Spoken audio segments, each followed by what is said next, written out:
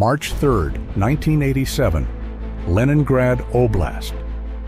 On that day, a retired man was returning home from visiting relatives. Suddenly, a woman ran onto the road. She literally threw herself under the wheels of his car. The stranger was trembling with fear as she pointed toward a tree line. The man decided to check what was going on. Among the trees lay a mutilated body.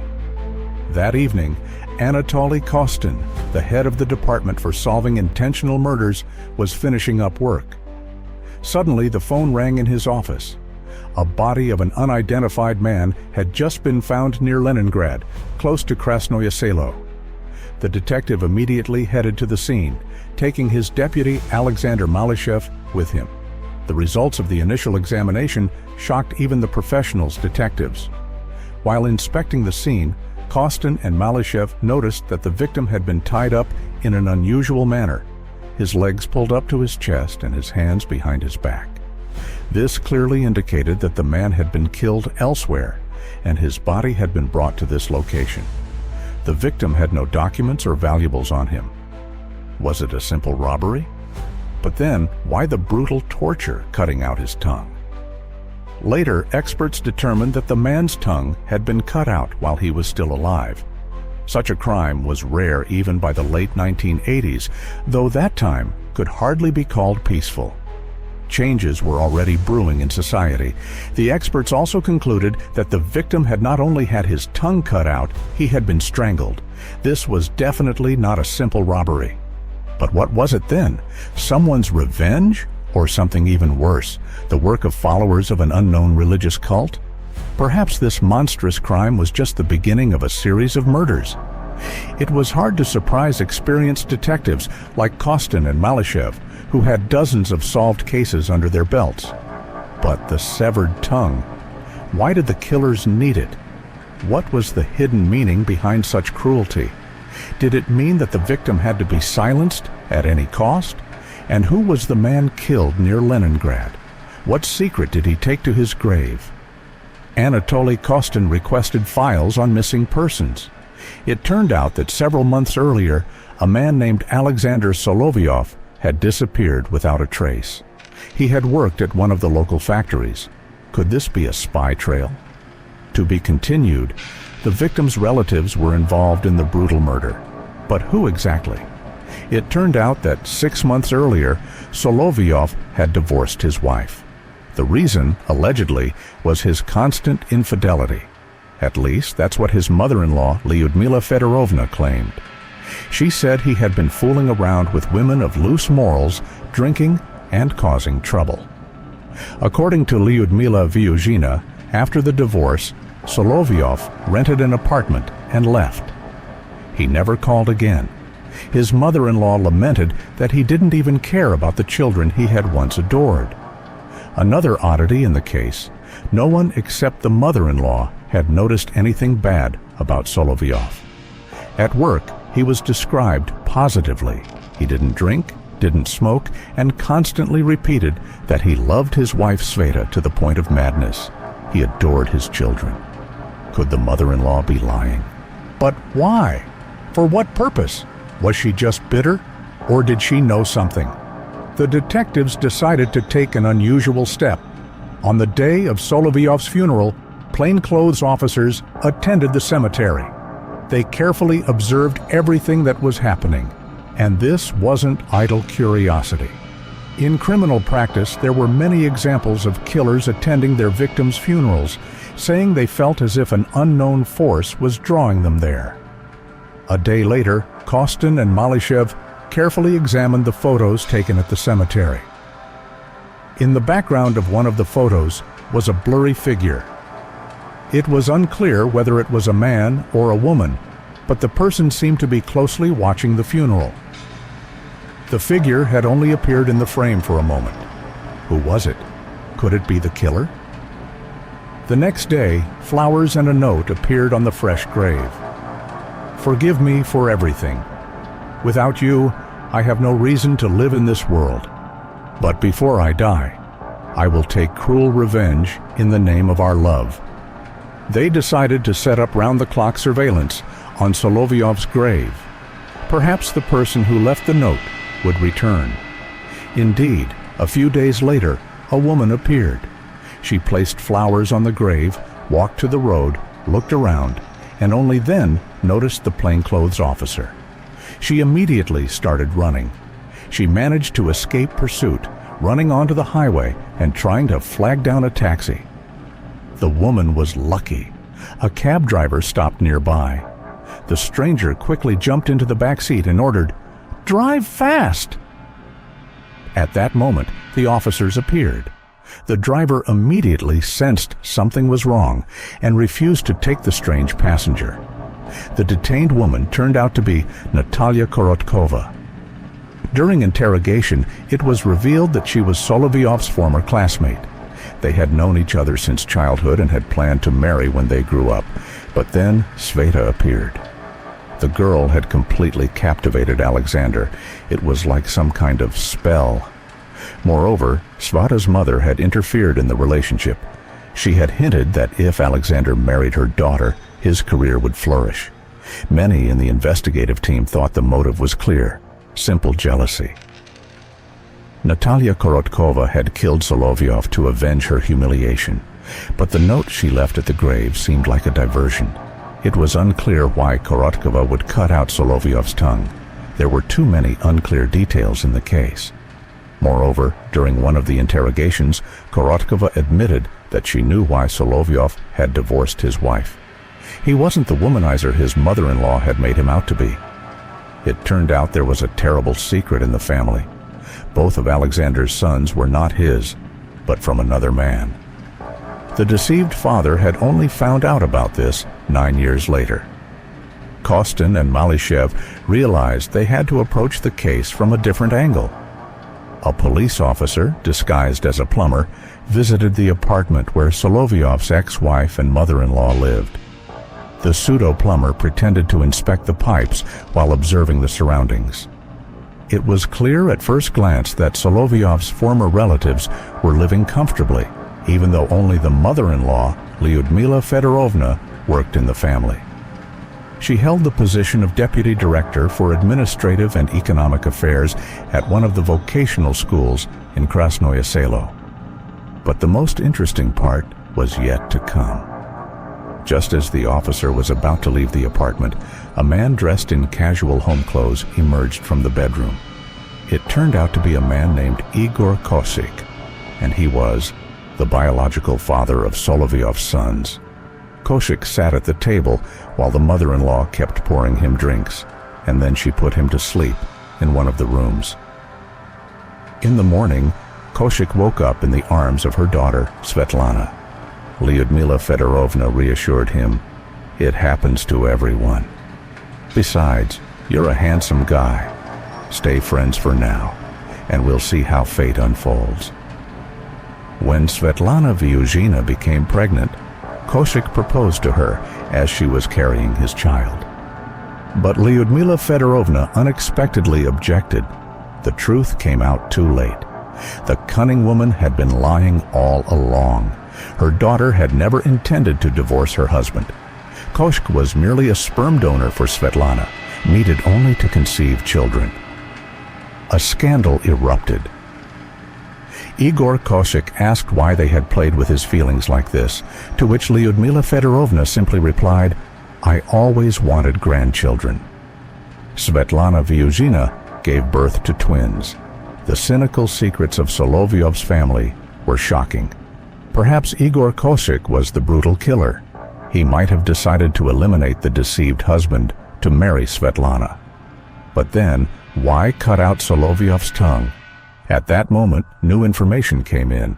A similar crime had occurred before. Could it be connected? Both crimes were linked. Perhaps the investigation had been going down the wrong path, focusing on Solovyov's family secrets.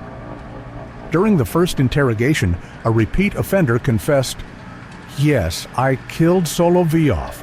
Want me to show you how it happened?" Gomozov was taken to the murder scene.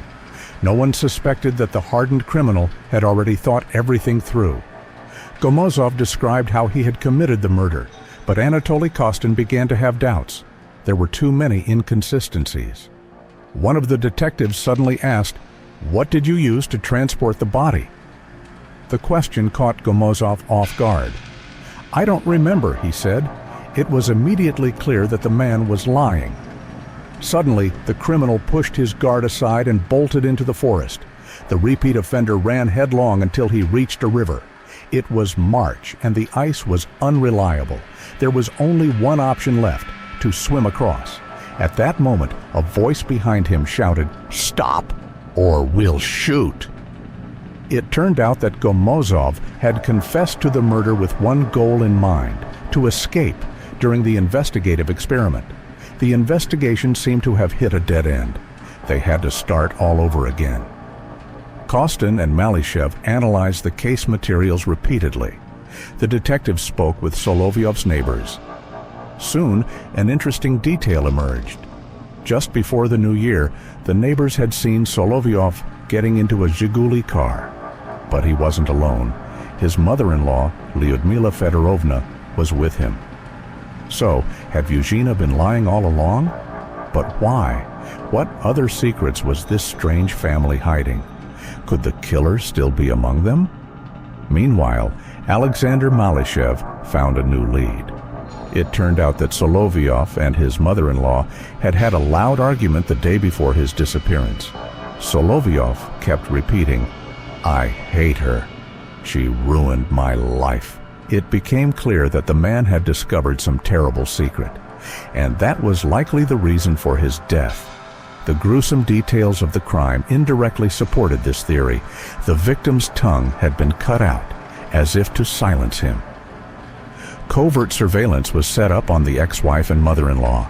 An interrogation and search might not yield anything. Kostin and Malyshev were already convinced that Lyudmila Fedorovna was a domineering, tough, and cunning woman. She had surely thought everything through. The behavior of the mother and daughter was becoming increasingly suspicious. There was no time to waste. Anatoly Kostin decided to obtain a warrant to search the suspicious apartment. At that very moment, Sveta Vyuzhina came to the police station. The girl revealed shocking details about her personal life. Lyudmila Fedorovna had always wanted a profitable match for her only daughter. When Alexander Solovyov appeared on the scene, the calculating woman realized that his high position not only meant a good salary, but also access to various material benefits that could easily be appropriated. And that's exactly what she did. But what to do? For some time, Lyudmila Fedorovna pondered, and then she found a way out. Vyuzhina decided to take a practical approach. If her daughter couldn't get pregnant by her husband, another man would do it. It's unknown how often Svetlana had to engage in extramarital affairs. Rumors suggested that while Solovyov was on business trips, men would visit their home in droves. Finally, Sveta gave birth. The secret of her infertility was revealed. Solovyov threw a huge scandal, accusing his wife of infidelity. But Lyudmila Fedorovna stepped in and told him the truth. Solovyov was not prepared for such a revelation. He left the house, slamming the door loudly. The mother-in-law just laughed after him. "You're nothing without me." The detectives made a decision. The cunning mother-in-law needed to be detained immediately. Officers were sent to Lyudmila Fedorovna's apartment. The woman was found at home and ordered to get dressed. But Lyudmila Fedorovna protested, "Am I supposed to change in front of you?" She was taken to the bedroom. The officers, suspecting nothing, left the room. A second later, the woman turned the key and began frantically rummaging through the drawers. Finally, she found what she was looking for, a folding knife. When the officers managed to break into the room, Lyudmila Fedorovna started screaming, then held the knife to her throat and threatened to kill herself. However, the act didn't last long. Vyuzhina was professionally disarmed. During the interrogation, Lyudmila Vyuzhina behaved arrogantly and had no intention of confessing to anything. Kostin and Malyshev faced a big problem. There was no evidence against the mother-in-law. The court wouldn't take the daughter's testimony seriously. It seemed the cunning woman would have to be released. At that moment, the daughter, Svetlana, suggested that her mother's boss, a man named Bashmakov, knew all about her affairs. Perhaps he could be persuaded to talk. Surveillance was set up on Bashmakov. Soon, an interesting detail emerged. Igor Bashmakov owned a Zhiguli, the same type of car Solovyov had gotten into with his mother-in-law.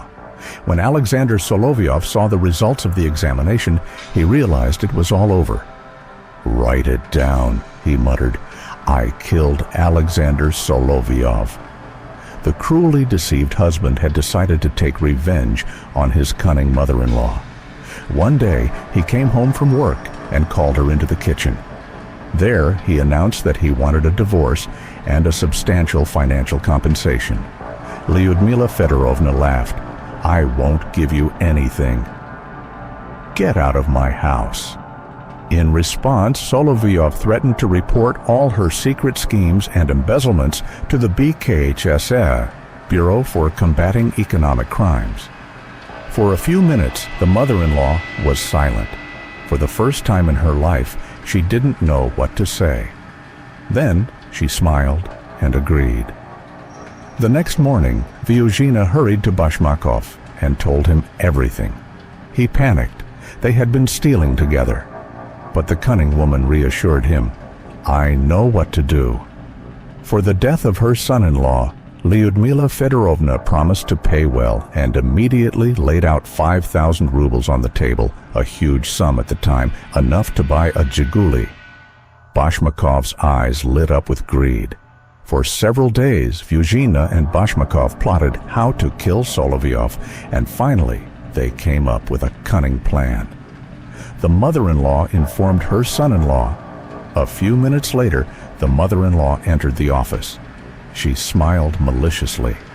Lyudmila Fedorovna personally cut out her dying son-in-law's tongue. Then she ordered Bashmakov to take the body out of town. When searches were conducted at the Vyuzhin's apartment and dacha, everyone was shocked by the amount of stolen goods.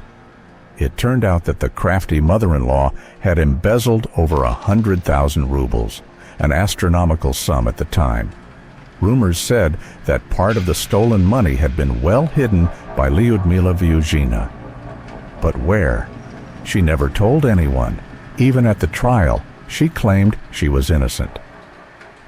Lyudmila Vyuzhina was sentenced to 12 years in prison with full confiscation of property. Her accomplice, Igor Bashmakov, received 15 years. The court took into account his sincere confession. Perhaps that's why the killer avoided the death penalty. Lyudmila Vyuzhina had wanted the best for her daughter, but had brought her only grief. Svetlana was left alone with 2 children, and life was hard for her.